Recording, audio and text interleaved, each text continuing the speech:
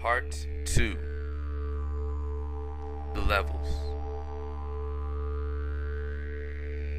We'll continue the analysis of this picture.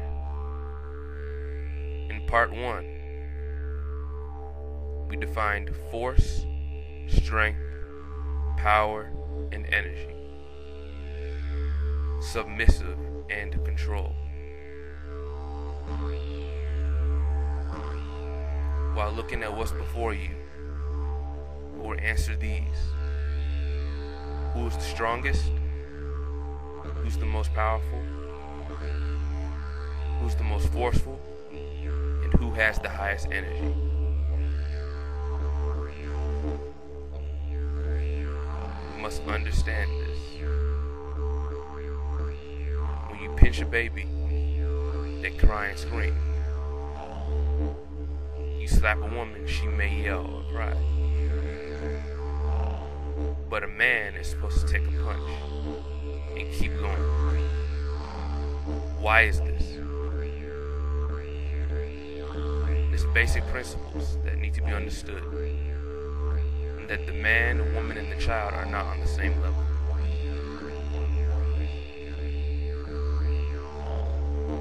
Basic principle.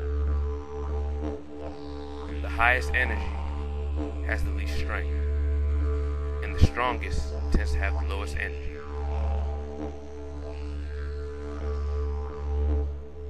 The most forceful is the least powerful, and the most powerful is also the least forceful.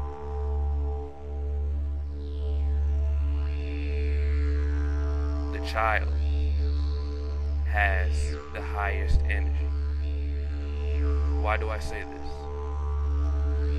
The child has the highest energy because they have the highest emotional response to the least stimuli. As I stated earlier, you can pinch a child and they start crying and screaming. They get very emotional over the littlest thing that happens to them. They need milk, they cry. They're left alone too long, they'll start crying. This is how babies always do.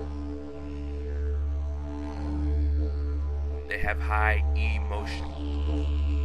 And when we look at emotion, what is that? E as in energy, motion as in movement. So a baby simply has high energy movement. That is the way their energy moves in response to the stimulus. They respond the loudest to the least powerful or least strong stimuli. The littlest thing sets them off. They have the highest emotion, or the highest energy, you can call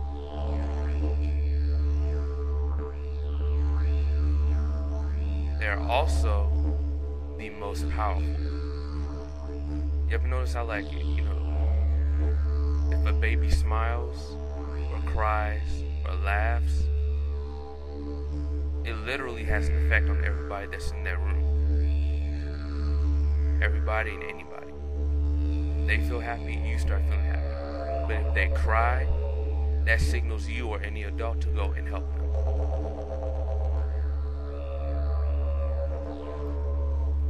It's because of that the baby or the child of the family deep down has the highest energy,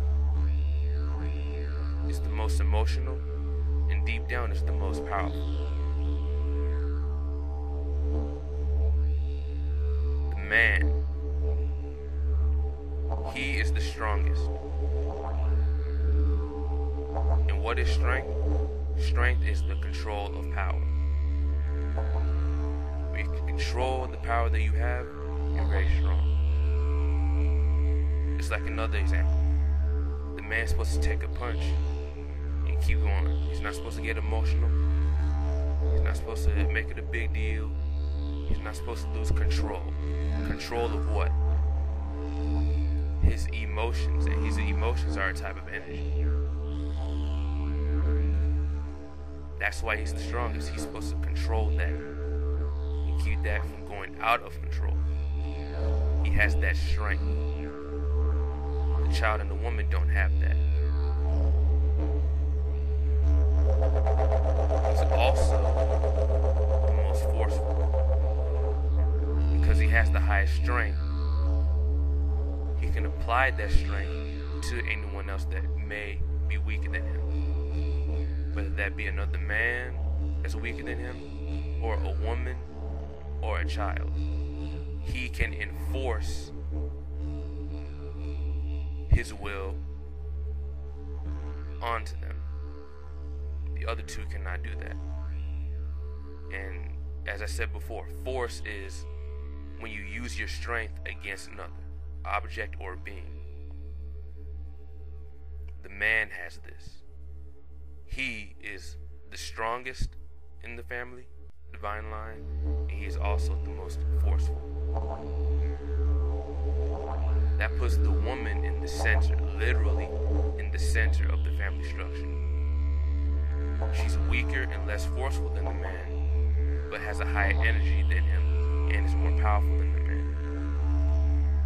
She's stronger than the child, more forceful than the child, but not as powerful, or her energy is not as high as the child. She is in the middle. Just like shown in the picture, she's directly in the middle. She literally is the center of that family structure, of the divine line. And I'll go deeper into that in part 3.